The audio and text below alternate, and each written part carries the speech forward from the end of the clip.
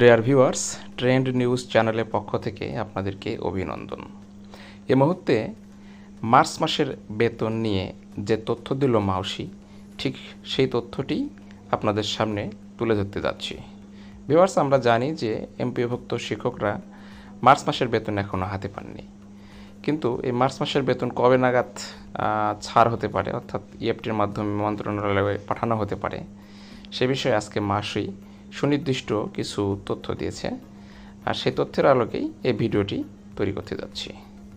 তো ভিডিওটি না টেনে মনোযোগ সহকারে দেখুন, তাহলে জানতে পারবেন যে আসলে মার্চ মাসের বেতন কবে নাগাদ আপনার হাতে পৌঁছতে পারে।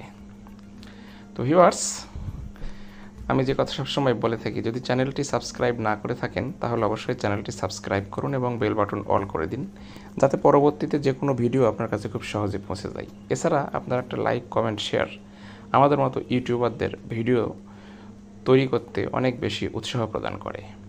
দেখুন, মার্চ মাসের বেতন নিয়ে যা জানালো মাউসি, এটা আজকের আপডেট, অথবা আপনারা যখন এই আপডেটটি দেখবেন তখন একদিন আগের, অর্থাৎ আমি যখন ভিডিওটি তৈরি করছি তখন 8 তারিখ, আপনারা দেখবেন এটি 9 তারিখে। তো মার্চ মাসের বেতন আমরা জানি যে এখনও পায়নি শিক্ষক কর্মচারীরা কেউই, এমপিভুক্ত শিক্ষক কর্মচারীরা কেউই পায়নি। ফেব্রুয়ারি মাসের বেতন এবং বোনাস পেয়েছে, সেটাতেই কোনো মতে ঈদ পার করা হলো। অনেকেই পায়নি বোনাস, অনেকেই ফেব্রুয়ারি মাসেরও বেতন পাননি ইএফটির কারণে। তো যাই হোক, এই ভিডিওতে আমি সেটা নয়, আমি মূলত মার্চের বেতন নিয়ে কথা বলতে যাচ্ছি। দেখুন, বেসরকারি এমপিভুক্ত প্রতিষ্ঠানে কর্মরত এমপিভুক্ত শিক্ষক কর্মচারীদের মার্চ মাসের বেতন খুব দ্রুত সময়ের মধ্যে দেওয়ার চেষ্টা করা হচ্ছে। চলতি সপ্তাহের বেতনের প্রস্তাব মন্ত্রণালয়ে পাঠানো হতে পারে। মন্ত্রণালয়ে অনুমোদন পেলে আগামী সপ্তাহে শিক্ষক কর্মচারীরা বেতন পেতে পারেন। অর্থাৎ এই সপ্তাহেই আর একদিন আছে, 2 দিন আছে, আপনারা যখন দেখছেন তখন আর একদিন আছে। একদিনের মধ্যে যদি মন্ত্রণালয়ে যায় তাহলে হয়তো আগামী সপ্তাহে আপনারা বেতন পাবেন।